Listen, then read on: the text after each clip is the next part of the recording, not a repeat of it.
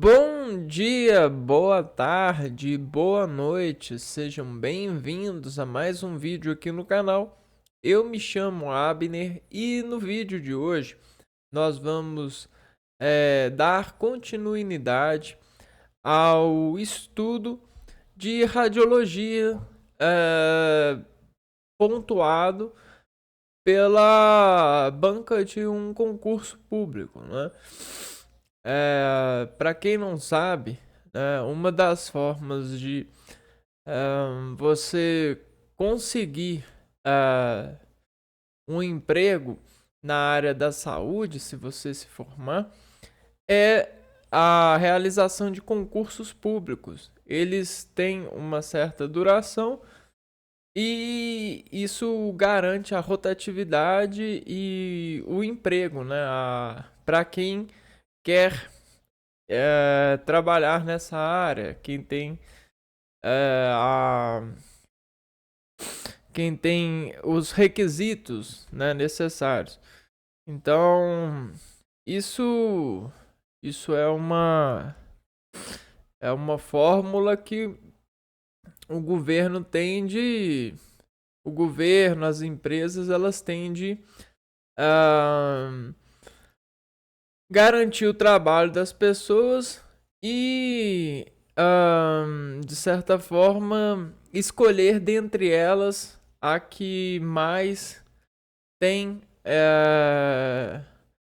tem responde aos requisitos dentro de toda essa concorrência desse edital, até por isso chama concurso público. Então vamos lá, vamos continuar tentando admitir alguns conhecimentos em referencial ao que essa banca pede.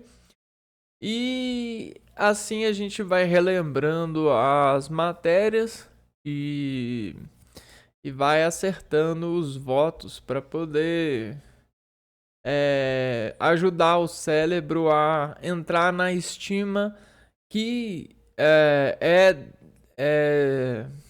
admitida, é requerida pelos serviços, né? Os serviços eles querem uma estima nossa para para declarar como um servidor e a gente transpassar isso a partir da vestidura dessa imagem, né? Da gente vestir a imagem da empresa e consolidar o serviço desenvolvendo-se juntamente com a empresa com o passar dos anos, né? E aí a gente está falando de empresas públicas e aí tem toda essa relação de empreendimento, né?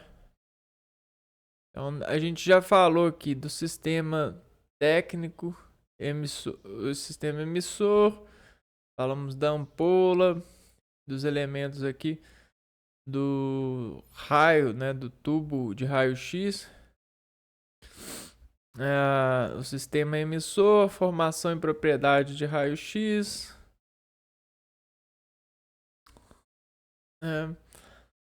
raio-x, o que é um raio-x? Formação da imagem em um sistema DR, né? Imagem de radiologia digital. A imagem radiográfica digital. Qualidade da imagem radiográfica é um outro ponto que é cobrado, né? Digamos aqui assim.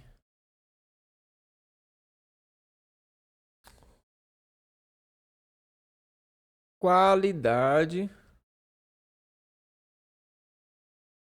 da imagem radiográfica. Então, essa imagem radiográfica, ela é construída a partir de uma escala, né? A gente tem a escala de relação das energias com os determinados detectores. Esses detectores, ao se relacionarem com essa energia, eles manifestam-se em presões, um contraste. Então a gente tem contraste e pressões. Pressões são, digamos que, a matriz. Então isso é a pressão. É a pressão que o contraste, que o enegrecimento vai ser admitido com base na relação de energia que essa estrutura, essa parte da estrutura adquirir rendimento. Então você tem uma radiografia, e aí nessa radiografia, imagina que você corte ela em todas as áreas possíveis no sentido matricial, né? O sentido matricial é isso daqui, ó.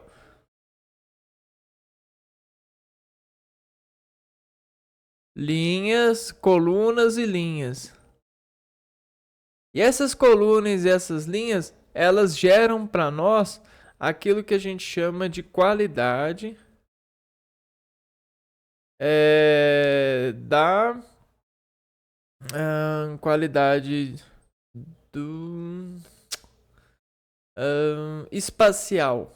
Qualidade espacial. Por que isso? Porque em cada espaço, né? Em cada espaço aqui, ó, onde tem detectores, você tem a resolução espacial. Então, o que é resolução espacial? É quanto o espaço desinforma a partir da relação com a energia em escala de contraste e enegrecimento desse espaço com o passar do outro. Por quê? Porque lembrando que a imagem ela é gerada a partir da relação da energia com um objeto. Então você tem a energia, um objeto e a imagem formando, né? Então aqui, ó, aqui tudo vai escurecer porque vai chegar energia aqui, só que aqui vai ficar claro. Por quê? Porque essa estrutura vai barrar a energia que viria aqui, ó. Então é basicamente isso, né? Eu acho que eu fiz em proporcional, né? Aqui, ó, agora a gente melhora. A gente pega aqui mais ou menos assim, ó. Aí o que acontece? Aqui barrou, né? E essa barra trouxe isso aqui pra cá, ó. Então construiu essa imagem, só que o que não barrou ficou escuro, porque chegou energia, né? Teve energia que chegou aqui e energia chegou aqui. Então tá vendo o que é o contraste? Aqui a gente já chega na resolução de contraste. Se a gente fizer a soma da resolução espacial junto da resolução de contraste, a gente consegue ter uma certa qualidade da imagem. Agora, evidentemente, essa qualidade de imagem, ela está diretamente proporcional. Ela é diretamente proporcional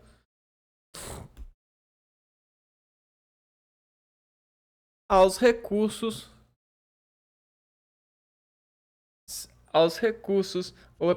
operativos, né? Desde tecnologia, a gente fala material utilizado, né? A gente fala do técnico em operação. Então tudo isso aqui vai influenciar na qualidade da imagem.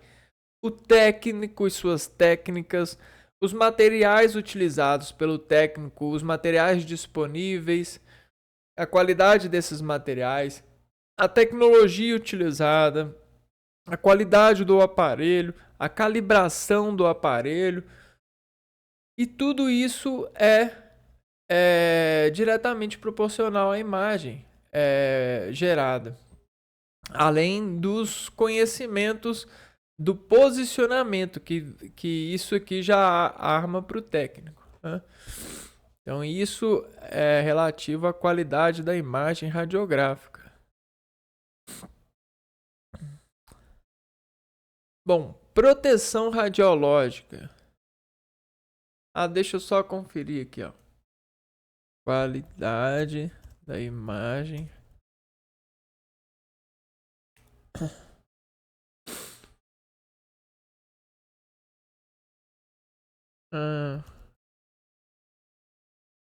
Vamos ver aqui. A qualidade da imagem radiográfica é a relação entre fatores físicos que influenciam a formação e a aparência da imagem. Uma boa qualidade de imagem radiográfica é importante para que o médico possa fazer um diagnóstico preciso. Fatores que influenciam a qualidade da imagem radiográfica: densidade, a quantidade de raios emitida, a espessura da estrutura anatômica e a distância entre o foco e o receptor afetam a densidade. Contraste, a diferença de densidade entre as regiões adjacentes da imagem.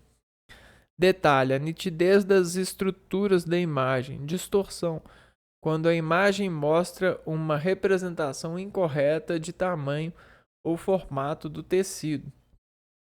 Ruído, uma variação da densidade de fundo da imagem, deixando-a com um aspecto mais granulado. O controle de qualidade da imagem radiográfica é um conjunto de testes, medidas e análises realizadas nos equipamentos emissores de raio-x. Vantagens de um bom controle de qualidade: evitar erros médicos, evitar a repetição de exames, evitar demoras nos atendimentos, evitar custos e despesas desnecessárias. Então, a gente tem esses 5 pontos que são fatores que influenciam nessa relação entre os fatores físicos, né? Então, esses fatores físicos influenciam na qualidade da imagem: densidade, contraste, detalhe, distorção e ruído. A gente pode anotar isso aqui, ó. Fatores físicos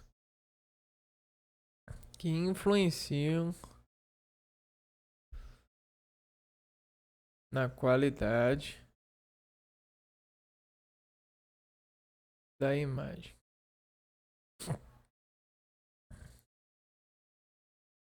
Densidade,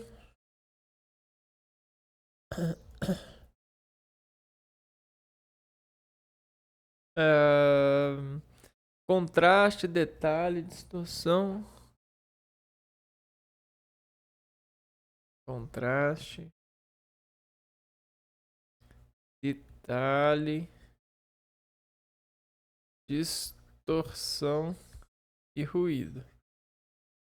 Então, são uma série de relações, né, que sistematicamente podem ocasionar em imagens construídas que não entregam a eficiência visual que o médico precisa para poder laudar, né? Para ele poder dar a informação, né? Emitir informação sobre esse aspecto. Proteção radiológica, né? Vamos lá. Proteção radiológica. Então aqui é o conjunto de atividades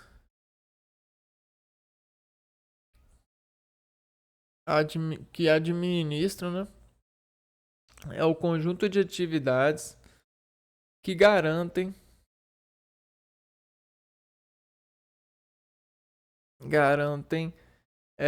os requisitos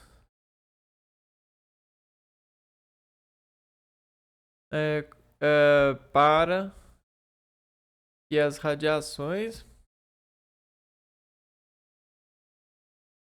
não se tornem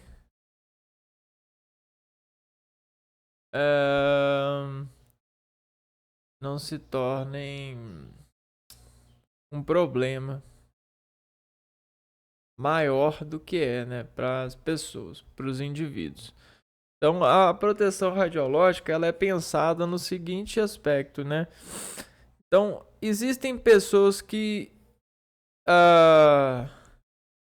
então, existe poxa, eu tô errando o traço aqui, ó. Aí, beleza. Então, digamos que aqui é um local onde a gente tem aparelhos radiológicos, né? Raio-X. Esse local aqui, ele tem uma fonte de raio-x, né? Essa fonte de raio-x, ela é funcional, tá? E, bom, o que a proteção radiológica diz? Ela começa a investigar dentro dessa fonte e dessa instalação quais são os riscos,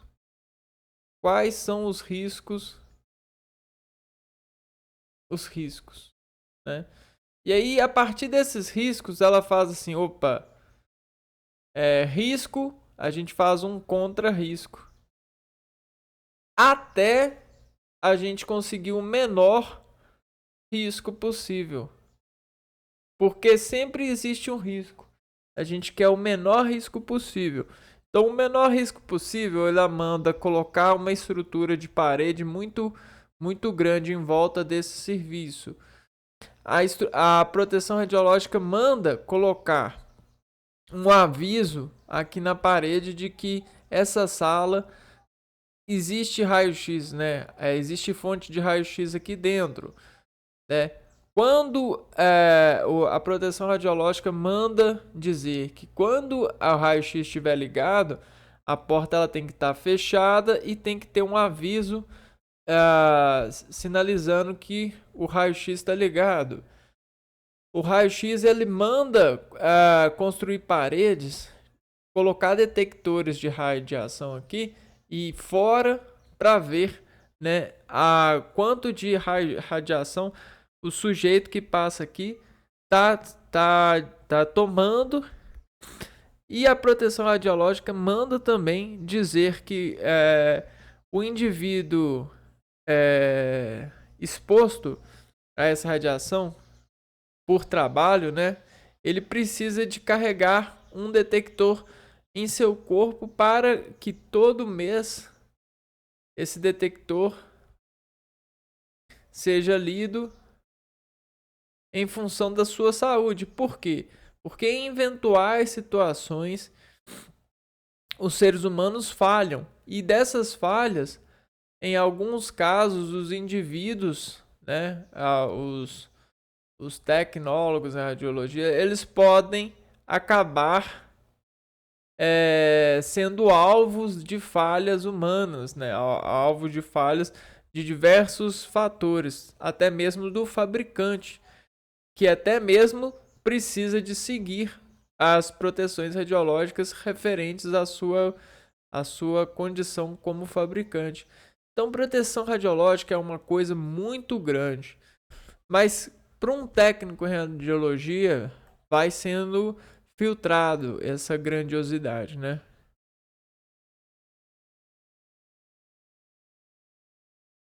A proteção radiológica é um conjunto de medidas que visa proteger as pessoas e o meio ambiente dos efeitos nocivos da radiação. Proteção às pessoas dos efeitos nocivos da radiação, promover um padrão de proteção adequada, produzir a deteriorização genética das reduzir a deteriorização genética das populações e possibilitar o uso da energia atômica. Ou seja, essa energia atômica, que é uma energia muito forte, a partir desse sistema emissor de raio-x, ela é possível porque o ser humano ele tem construído modulação para utilizar essa energia como um bem medicinal, um bem dentro dos fatores técnicos da área da medicina, né? Então, o conhecimento, o aperfeiçoamento e esse receituário, esse padrão, ele é para isso. Princípio: distância, tempo de exposição, blindagem, né? Então você tem que respeitar as distâncias da fonte, você precisa marcar, você precisa de blindar salas. Existe o tempo de exposição em que a fonte você pode estar, a fonte ela liga, né, todos esses riscos. Medidas de proteção: monitoramento de radiação, é o caso de instalar detectores. Controle de acesso a áreas restritas. Controle de acesso a áreas restritas, você precisa de colocar restrições para indivíduos comum e indivíduos eventualmente expostos, né? Uso de equipamento de proteção individual, usar blindagem, usar capote, treinamento de funcionários, uso de biombos e uso de cortinas de chumbo. Então é uma série de coisas, cortinas de chumbo, biombos, é uma série de coisas que estão ligados à redução de danos em função das energias atômicas, né? Energias que mexem com as reações celulares e podem eventualmente desqualificá-las do seu processo orgânico, né? Com base nos radicais livres que são destruídos das células. Recomendações: utilizar monitor individual durante a jornada de trabalho, manter as portas do local fechadas durante exames, evitar a presença desnecessária de pessoas dentro da sala de exames, aumentar a distância entre o técnico e a fonte de radiação e minimizar o tempo de exposição.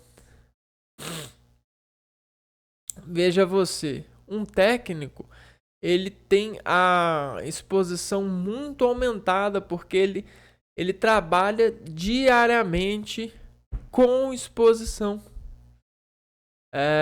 Até por isso, o técnico ele tem que trabalhar 24 horas semanais e reduzir o máximo possível de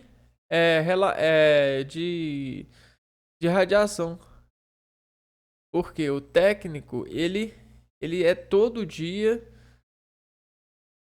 no trabalho. Então, a gente precisa de falar com força, senão nós não nos obrigamos a ver. Eu já vi muitos técnicos distanciando a responsabilidade desse exercício e dessa conta em sua profissão por naturezas psicológicas mesmo, né? Por danos de desassociação psicológica. Porque pensar nisso é desgastante. Sabe? Quando você tem que pensar que você tem que fechar a válvula de escape rápido, porque senão você está gastando mais água. Isso é desgastante. Chega uma hora que você fala, cara, deixa caindo a água aí, eu pago depois, né? Eu tô aqui para isso mesmo, eu trabalho para isso mesmo. Então, a gente tem que pensar nessa consciência e quanto mais a sociedade puder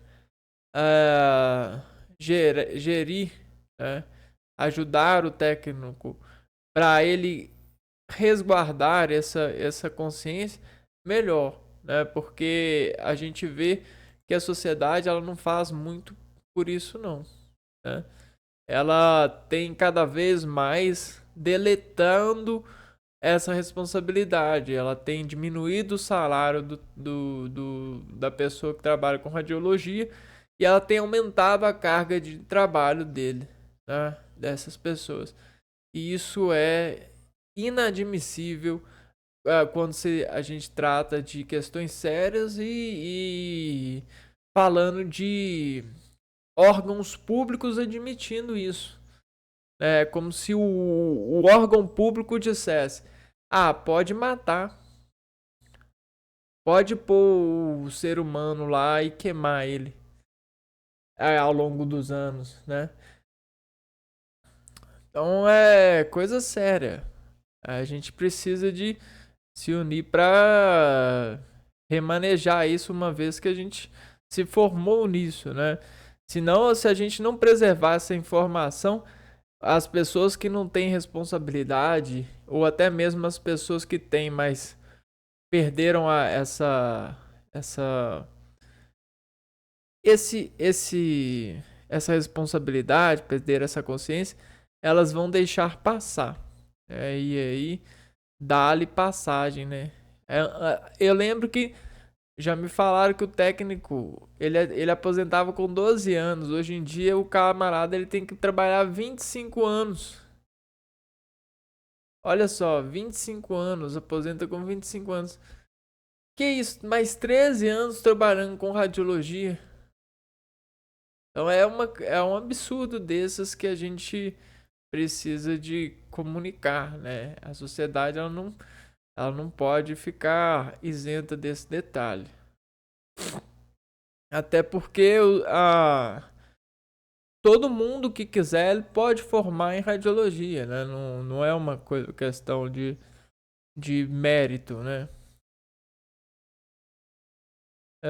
Bom, proteção radiológica, noções básicas de anatomia. Noções básicas de anatomia. Então aqui a gente entra num percurso que é basicamente grande, né? O tecnólogo, o técnico, ele precisa de ter saber sobre anatomia, né? E essas noções básicas dizem respeito a isso daqui, ó. Anatomia, ela é basicamente um um alfabeto, né? É um alfabeto médico, onde ele utiliza como letras, né? Ele utiliza o corpo humano, né? Então é como se a gente pegasse o corpo humano,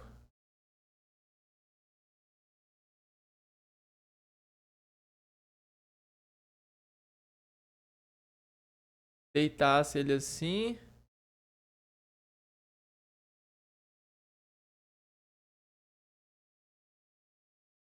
E aí, beleza. A partir dessa imagem aqui, a gente utilizasse essa imagem como raciocínio, como empreendimento médico para associar todos e qualquer detalhes, todas e qualquer estruturas para dar nome e falar a respeito, né?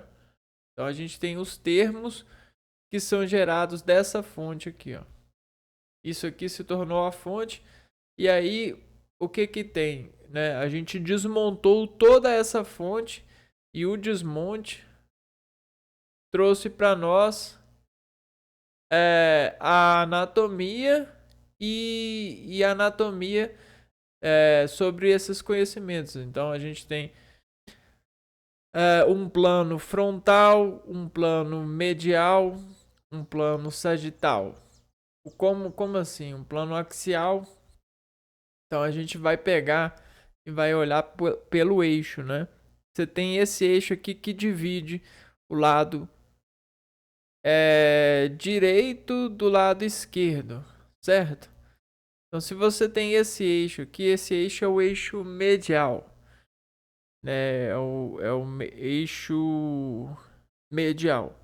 Ele vai dividir para nós esses dois planos, esses dois lados. Agora, quando você tem esse eixo daqui, ele vai dividir cima e embaixo. Então, esse é o axial. Axial, medial. E aí, agora, quando você quer dividir um lado do outro, né?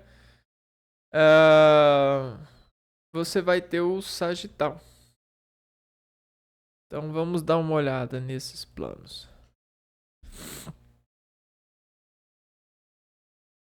Planos anatômicos. Planos anatômicos são linhas imaginárias que dividem um corpo humano em partes, permitindo a descrição de sua posição e movimentos. Os principais planos anatômicos são sagital, frontal, transversal e mediano.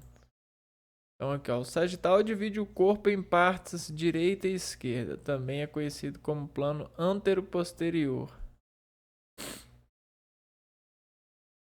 O plano frontal divide o corpo em partes anterior, frente e posterior, costas. Esse é o plano frontal. Transversal divide o corpo em parte superior, cabeça e inferior, pés. Esse aqui é o que a gente chamou de axial. E o mediano é o plano sagital, que passa pelo meio do corpo por estruturas como o umbigo e a coluna vertebral. Também é conhecido como plano médio sagital. Vamos dar uma olhada aqui. Então, olha só. Existem esses planos para desenvolver o plano. Ele desenvolve para nós uma coordenada. Então você tem a coordenada por plano. Então o plano ele vai gerir para você a coordenada que vai, de certa forma, elevar. A coordenada vai elevar para você um meio de processar a informação baseada na imagem anatômica, que é o plano anatômico, né? Então você tem essa relação, né? Então eu não vou me alongar aqui, porque isso é um conhecimento muito profundo e a gente só está dando uma rasada, né? É um voo raso por isso. E aí, a partir disso daqui, você começa, depois que você conseguiu dissolver essa coordenada, né, para olhar instalou essa coordenada no seu campo de atenção. Sempre quando você for aprender algo, você vai desinstituir esse algo por referência de coordenada. Por exemplo, né? Você vai aprender anatomia dos ossos, que é muito importante. Então você vai pegar esses ossos aqui e você vai conciliar, né? Você vai aprender os nomes e a visualizar esses ossos a partir dessa coordenada. Por quê? Porque uma coisa puxa a outra, né? Então você vai aprender os sistemas e nomes, né? E relações e movimentos. E aí, a partir disso, você vai colocando o que é mais próximo disso. Para quê? Para quando você tiver aqui precisar de alguma coisa que é mais próxima, que geralmente é sempre assim, você ter que dar um salto bem pequeno, e não ter que ficar saltando para coisas que estão desorganizadas. Então, é por isso que existe todo esse aparato, né? E aí o que acontece? Essa visão a partir dessa coordenada, vai te permitir ver tridimensionalmente ou dimensionalmente falando. Porque a gente tem as 3 dimensões, só que a gente tem a 4ª dimensão, que é a dimensão poética, é a dimensão a partir do campo de visão que você vê, né? Então você tem essa divisão. Mas na hora de comunicar, a gente utiliza mais ou menos as 3 divisões, porém, na hora de operar, a gente tem essa dimensão aqui, que é de acordo com o que a gente está vendo e tal, né? Então, isso é bacana. Tem vários pontos aqui, ó. São defeitos ósseos, que não são defeitos, mas são marcas que são dadas a partir das relações entre órgãos, né? Estruturas. Tá, deixa eu ver aqui. Então, nessas noções básicas de anatomia, tá pedindo aqui, ó, posição anatômica. A posição anatômica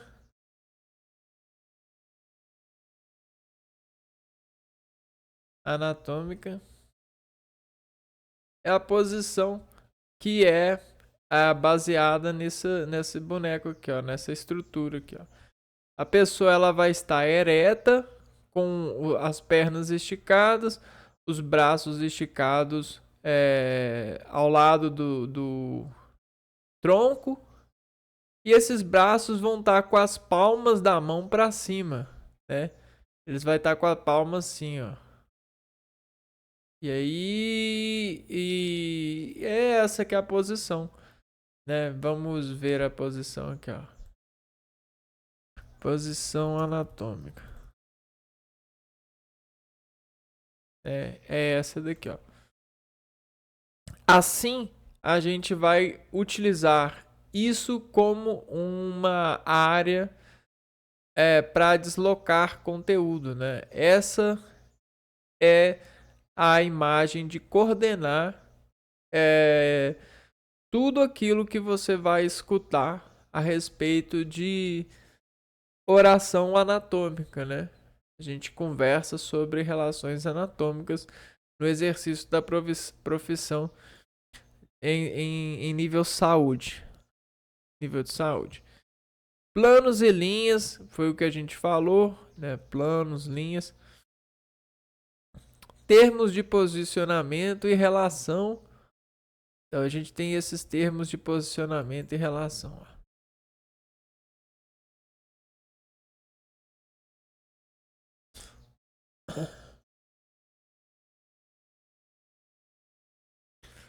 Por exemplo, anterior, frente, posterior, trás, ventral, parte frontal do corpo, parte da frente, dorsal, parte de trás do corpo.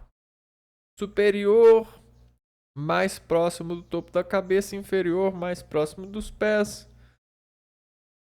Medial, mais próximo da linha média do corpo.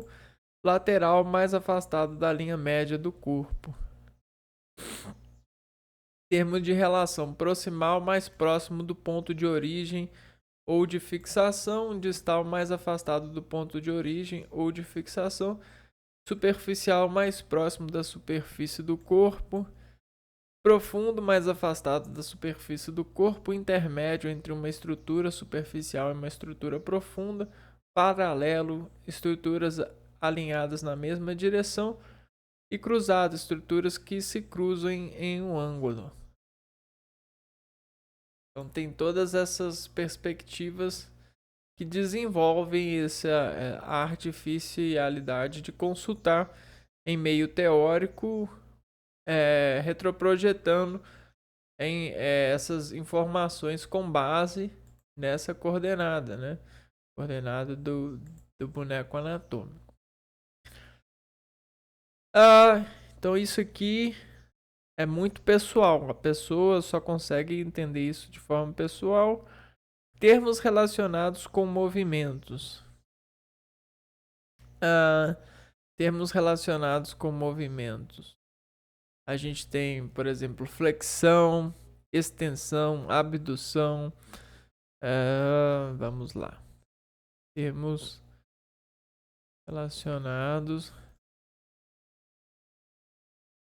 Isso aqui são terminologias radiológicas. Termos relacionados a movimentos. Não, essas aqui não são ainda não. Tem outras. Os termos relacionados a movimentos são utilizados para descrever os movimentos do corpo humano. Então a gente tem flexão, extensão, adução e abdução. Então isso aqui, rotação, ponto de supinação, retrusão e protrusão, inversão e eversão, eles são termos que estão ligados às articulações do corpo. Você vai conceber entendimento a partir do exercício de prestar atenção às articulações, né? Os pontos de articulação do corpo descrevem quais são as articulações que eles mexem. E aí, em medicina, em termo médico, a gente tem esses nomes, né? Noções básicas de anatomia, termos de posicionamento e relação, termos de relacionados com movimentos, sistemas do corpo humano. Aí a gente fecha aqui, ó. Sistemas do corpo humano. Então, obviamente, essa banca não vai... essa daqui não cobra entendimento muito aprofundado. O que a gente tem que saber sobre os sistemas do corpo humano? Que o corpo humano é como se fosse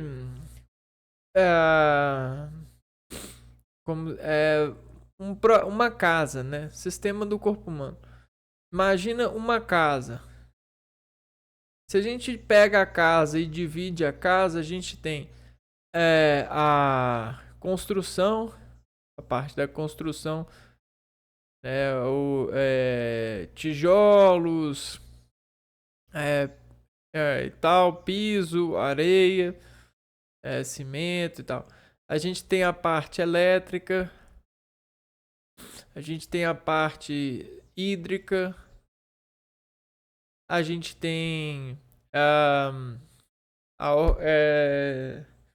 os cômodos, né? A divisão dos cômodos, né?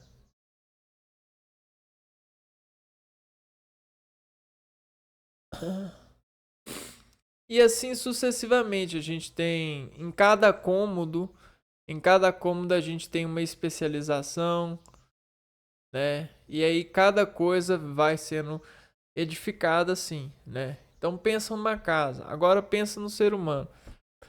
Isso aqui cada um desses é um sistema que compreende uma casa, né? Agora no corpo humano a gente tem ossos, a gente tem músculos, a gente tem músculos complexos, que é chamado de órgãos. A gente tem vasos, né? Temos sensação, né? Então tudo isso aqui, essas descrições aqui do que a gente tem no organismo, né? Eles são só descrevem a partir do funcionamento sistêmico, né? Por quê? Porque um osso sozinho não faz movimentação. O osso ele precisa de células, cartilagem, precisa de músculo, precisa de discos de proteção, né? Discos articuladores, né? Então, um osso sozinho não faz movimentação, tá vendo? Então, a gente consegue conceber a solitude dessas coisas semelhantes para estudo sistêmico, né? E aí, dentro desse estudo sistêmico, a gente começa a perceber que a gente tem muitos sistemas. A gente tem o sistema sanguíneo, né, ou hematopoético, o sistema cardiovascular, o sistema respiratório, o sistema digestivo, o sistema oculomotor, o sistema sensitivo. Então a gente tem vários sistemas, né? E desses sistemas a gente consegue arrecadar as funções que esses sistemas têm. Então aqui, ó, geralmente o próprio nome ele já diz, ó, ele cuida da parte respiratória. Só que o respiratório é algo muito raso porque existe muito aprofundamento de conhecimentos daquilo que a gente chama respiração. Cardiovascular é o sistema do transporte de oxigênio a partir do coração que, junto do sistema respiratório, consegue eliminar as toxicidades metabólicas das células, né? Os gases carbônicos, fazendo troca, né? E dessa qualidade sanguínea. Sistema nervoso, né? Controla as respostas do corpo a tudo que acontece ao seu redor. O sistema nervoso, a gente já falou, tegumentar, que é a pele, protege e dá imunidade. Imunológico, que defende o corpo contra patógenos, bactérias, né? Coisas que não estão dentro dessa lógica. Linfático, mantém um equilíbrio hídrico e filtra patógenos, ajuda a gente a cuidar da qualidade da temperatura no corpo. Sistema reprodutor, que é a parte do nosso organismo que cuida da reprodução. E tem alguns outros, né? Excretor, urinário, esquelético. A gente pode chamar o nervoso de sensorial. Não, na verdade, sensorial ele é outro. Então a gente tem, ó, basicamente isso daqui. A gente faz um leque de tudo aquilo que a gente tem. Então é importante ter conhecimentos básicos sobre isso para demonstrar uma participação, para convencer a banca sobre um raciocínio lógico que talvez ali na pergunta em prova seja fácil, mas se você não tiver uma predisponibilidade para saber cada vez mais disso, você não tem qualidade para exercer função na área da saúde. Se você não desenvolver isso com o passar dos anos trabalhando, a melhor coisa que você faz é sair correndo, que é o que a gente faz quando a gente tá com medo, assusta e tal. Então a gente precisa de ter essa qualidade porque o maior valor que a gente pode ganhar trabalhando é o aprofundamento de sabedoria dessa função, desse trabalho. Porque quando ele for ele for se manter, você vai deixar a sua herança ali. A herança do seu posicionamento técnico, trabalhístico, né? Para a comunidade e para aquela instalação. Se ela sobreviver ao longo dos anos, aperfeiçoando, você vai deixar a sua herança ali. E isso é a coisa mais rica que você pode ganhar, né? A sua família, tudo o que você fez pode ser reconhecido ali, né? Então a aliação ali pode te trazer coisas muito boas, né? Por exemplo, os seus sonhos podem se realizar porque você está você tá construindo uma herança, né? Uma herança solidária, social, né? Para esse tipo de exercimento, para esse tipo de área e é isso, né? Bom, a gente vai ficando por aqui, se vê no próximo vídeo. Um abraço para vocês e fui!